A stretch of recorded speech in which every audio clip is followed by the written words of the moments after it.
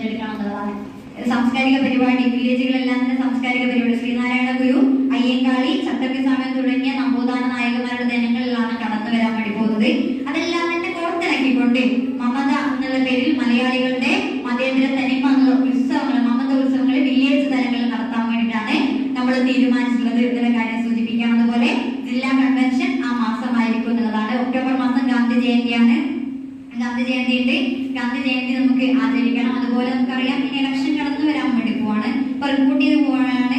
എന്നാലും നമുക്ക് ഏതെങ്കിലും ഇലക്ഷൻ വരികയാണെങ്കിൽ പിന്നെ നമ്മുടെ എല്ലാ പ്രവർത്തനങ്ങളും നമ്മളവിടെ സ്റ്റോപ്പ് നിലയിലേക്ക് ഇടുമല്ലോ.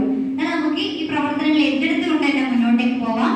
നവംബർ മാസത്തിൽ മെമ്പർഷിപ്പ് പ്രവർത്തനം, നവംബർ തന്നെ മെമ്പർഷിപ്പ് പൂർത്തിയാക്കണം. നവംബർ മാസത്തിൽ മെമ്പർഷിപ്പ് പ്രവർത്തനം പൂർത്തിയാക്കുന്ന നിലയും ഡിസംബർ മാസത്തിൽ ബാലദിനം എന്നുള്ളതിലേക്ക് നമുക്ക് ആഘോഷിച്ച് പോകാം എന്നുള്ളതാണ് സൂചിപ്പിക്കാൻ. അതാണ് ഇതിന്റെ ഭാഗമായിക്കൊണ്ട് ഒരു വർഷത്തെ പ്രവർത്തന കലണ്ടർ എന്നുള്ളതിലേക്ക് നിങ്ങളുടെ മുന്നിലേക്ക് അവതരിപ്പിക്കാൻ വേണ്ടത്.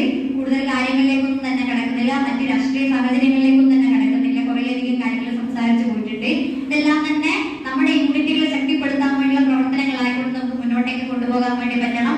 മാസത്തിൽ 2 തവണ യൂണിറ്റ് യോഗം ചേരുക എന്നുള്ളത് പേരിന് പറയുന്നതല്ല, അത് കൃത്യമായിക്കൊണ്ട് നടത്തിക്കൊണ്ട് നമ്മുടെ ബദൽ വിദ്യാഭ്യാസ പ്രവർത്തനം എന്നത് ഏറ്റവും കരുത്തോടു കൂടി മുന്നോട്ടേക്ക് കൊണ്ടുപോകാൻ വേണ്ടി സാധിക്കണം മാത്രം പറഞ്ഞുകൊണ്ട് മുഴുവൻ പേരെയും ബാലസംഘത്തിന്റെ കേരള സംസ്ഥാന കമ്മിറ്റിക്ക് വേണ്ടി ഏറെ സ്നേഹത്തോടു കൂടി അഭിവാദിച്ചു.